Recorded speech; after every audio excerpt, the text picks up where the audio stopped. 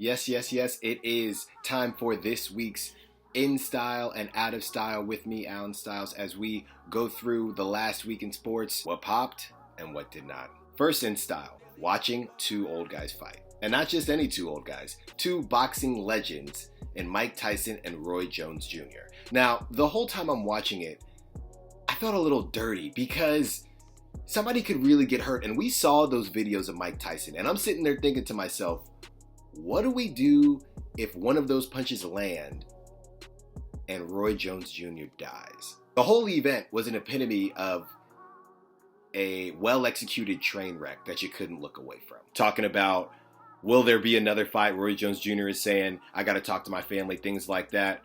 All I had to do is see this picture right here to make it very clear there will not be another fight, ever. First, out of style, NFL players listening to rules, which is probably the least surprising thing I've ever heard. The NFL is spiraling out of control. The Ravens had to cancel. They had cases galore. The Broncos didn't even have a quarterback, which led to actually something pretty cool, which is in style, I'd say.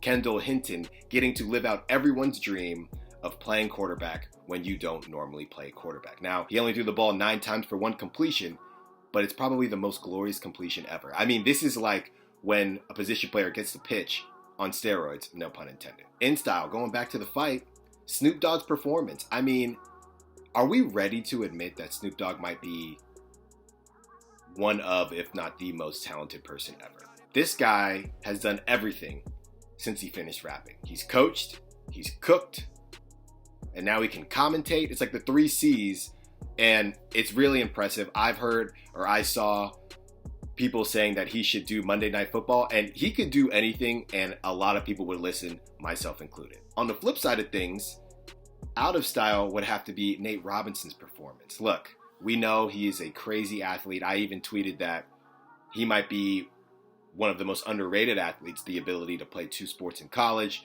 3-time slam dunk champion at the height of 5'9". But like Snoop Dogg said, you can't play with this boxing thing, man. This is not a game. And even though Jake Paul had only had 1 fight before, that's 1 more fight than Nate, and clearly it showed. It was a terrible look for the basketball community. I don't know what you do if you're Nate. Do you get back in the ring? Do you just hold the L for the rest of your life? First of all, the most important thing is that Nate is okay, which it seems like he is. But either way, we're going to get these jokes off one way or the other. And the memes just did not disappoint. You had the Simba, the Sleepy Time, and my personal favorite, they just didn't even bother taking this dude out of the ring. And my last in style to wrap up this week's In Style, Out of Style, a caller on WFAN suggested that foul balls that are caught by fans should still be considered outs. And I know it sounds crazy, but if we could at least proof this out in the All-Star game or something like that, this could be incredible. And we're always looking to make baseball cooler. What better way to get the fans in the mix? Could you imagine how psychotic fans would be to get those foul balls? We already judge grown men for bringing gloves to the game. We would no longer be able to judge them because they would technically be a player. And what do you even do? How do you record that? Just F out for a fan out? I mean, the logistics are a little sticky, but I'm not too worried about that at the moment. I think this actually could work out. That's my in style, out of style for this week.